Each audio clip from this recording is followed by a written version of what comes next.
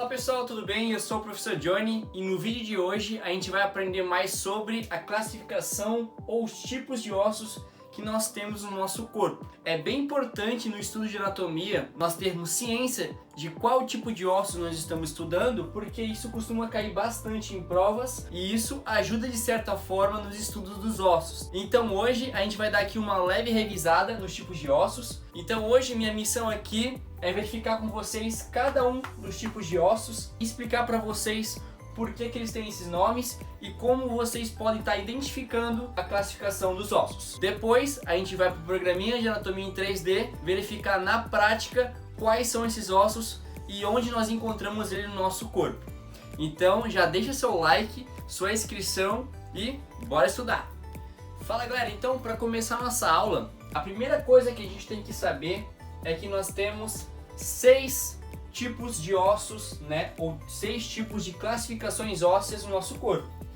Ossos longos, ossos curtos, planos ou achatados, ossos irregulares, ossos sesamoides e ossos pneumáticos. Então, vamos começar então pelos ossos longos. Ossos longos. Os ossos longos são aqueles ossos que apresentam estruturas epifisárias e estruturas diafisárias, ou seja, os ossos que têm estrutura mesmo de um osso longo.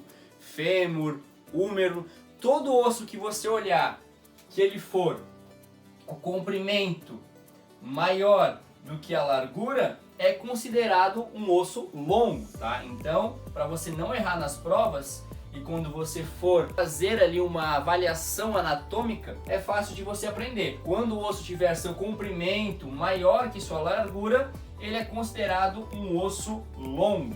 Ossos curtos. Os ossos curtos eles são classificados quando sua largura é igual à sua altura ou proporcional à sua altura. Então, por exemplo, os ossos que a gente estudou na aula passada, os ossos do carpo, são considerados como os ossos curtos, porque eles têm a sua altura, né, seu comprimento, proporcional ou igual à sua largura.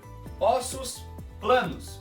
Os ossos planos ou os ossos achatados são os ossos que quando a gente consegue ter a vista lateral, eles são ossos literalmente planos, né? Que tem aqui, ó, a sua espessura bem fininha, né? Então ossos da pelve, né, o ilho, ossos do membro superior, a escápula, são todos o externo é considerado um osso plano, né? Então assim, todos os ossos que vocês forem verificar que tem a sua espessura de certa forma baixa é considerado osso plano. Ossos irregulares. Os ossos irregulares eles são aqueles ossos, como o próprio nome já diz, que ele tem a estrutura de forma irregular. Por exemplo, o osso etimoide, o osso esfenoide, as nossas vértebras, o nosso sacro, são ossos que você for olhar ali a anatomia do osso, ele é todo desenhado de forma diferente, né? Tem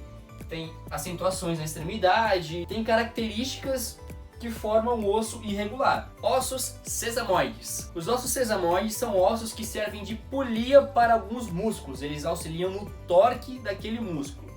O osso sesamoide mais conhecido é o osso da patela. Sim, a patela ela não é considerada como um osso curto, muita gente erra isso em prova porque pensa que a patela é classificada como um osso curto.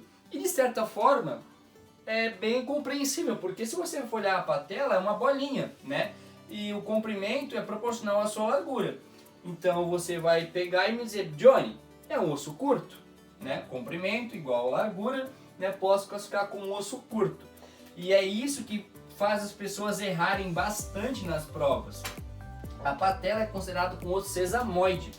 Por quê? Porque ela tem função de polia. Ela fica por baixo do tendão do quadríceps, alongando o músculo do quadríceps, fornecendo um pouquinho mais de poder de extensão, auxiliando no torque do movimento. Então essa é a grande função dos ossos sesamoides, né? Fornecer torque, aumentar, fornecer um trabalho de polia para a musculatura. Por último, ossos pneumáticos. Os ossos pneumáticos são bem interessantes porque os ossos pneumáticos, como o próprio nome já diz, são ossos que têm a sua cavidade preenchida por ar. Os ossos pneumáticos são os ossos que eles têm a cavidade preenchida por ar.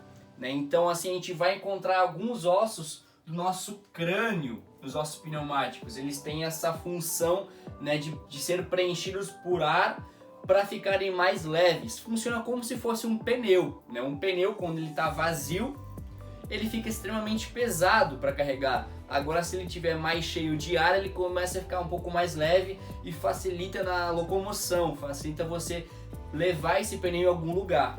É a mesma função que os ossos pneumáticos eles têm no nosso corpo. E agora, algo que eu estava esquecendo, os ossos alongados. Os ossos alongados são bem interessantes porque a gente vai classificar um osso quando é um osso alongado ou não, quando ele vai ter características parecidas com os ossos longos, ou seja, o seu comprimento vai ser maior que a sua largura, porém ele não vai apresentar as características epifisiárias e diafisárias, né? Então, você vai olhar um osso alongado, ele não vai ter cabeça, ele não vai ter colo, ele não vai ter características como o osso longo, né, de certa forma normal, teria. Então essa é a classificação mais ideal para os ossos alongados.